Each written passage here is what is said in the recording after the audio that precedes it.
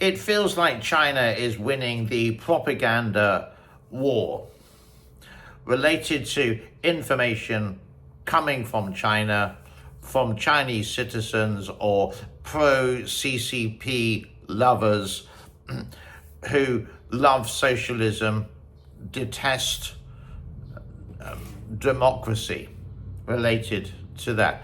And this is on Western media, Twitter, for example. Now, in China, they have something called WeChat, which is similar, you could say, a little bit like Facebook. But it is just usually fun and games. You wouldn't have any politics there. You wouldn't have anyone criticizing Xi Jinping, the dictator. It would be sort of like a friendly, family-friendly kind of website where you can see, I've shown you before on my channel, some dancing girls, some cars, some motorbikes, people playing pool. One of these guys in particular has his own YouTube channel called Andy Borum, and he posted on Twitter yesterday, this: China ups tariffs, China reciprocates. Trump ups tariffs, China reciprocates.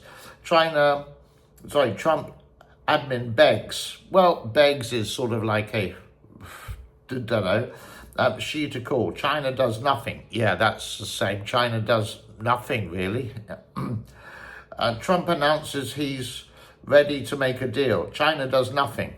Again, yeah, China does nothing. Trump's rolled back tariffs. And then he would post something like this, which is a joke. Okay, so, but in China, you can't do that against the leader. You can't do a picture like this, for example. Other people who are journalists, Li Jingjing, how about growing a spine and standing on your own? She's meant to be an objective journalist, obviously very subjective. Shanghai Panda is a common poster on Twitter, and he will always do some bad things about America and always the good things about China. Prices of eggs in Chinese supermarkets, 3.99 RMB, about 55 US cents per 500 grams, about 10 eggs. When you get eggs, you usually get a dozen eggs, so it sort of don't make sense with that one.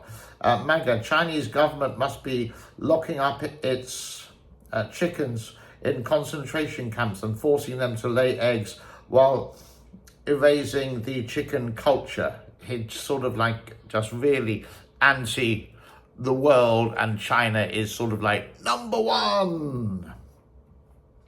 Barrett is another guy who got a YouTube channel. He used to be quite political, but now not so much, just does these tours of these big factories in China.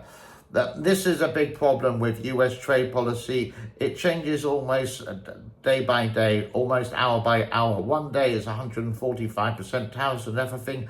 The next morning, 20% on electronics are exempt. Then in the afternoon, these same electronics will get their own. So he's quoting, he has actually calmed down a bit than he was before. This one, the UF tariffs will backfire.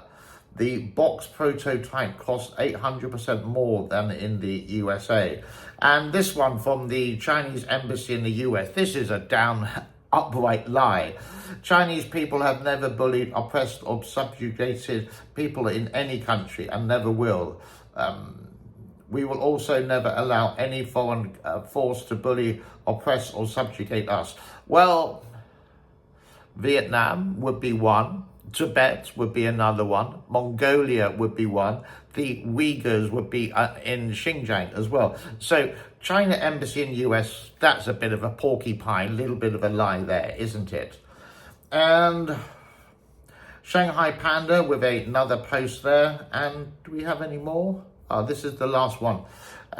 Dominic Lee, we don't care about losing the US market. The world is big enough and the US is not the totality of the market. Yeah, absolutely it isn't, but it's your biggest trading partner.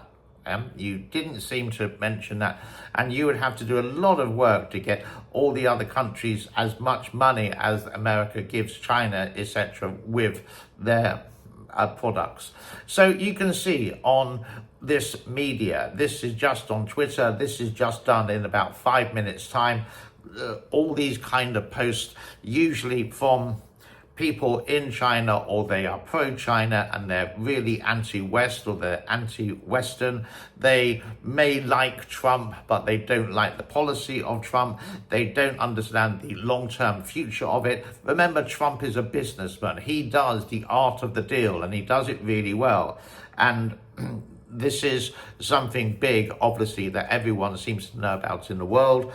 And I hope it does sort of sort itself out. There is something happening. We don't, as general citizens, really know what's going on. We can only speculate. And you can see these people are speculating for China good, America bad, etc.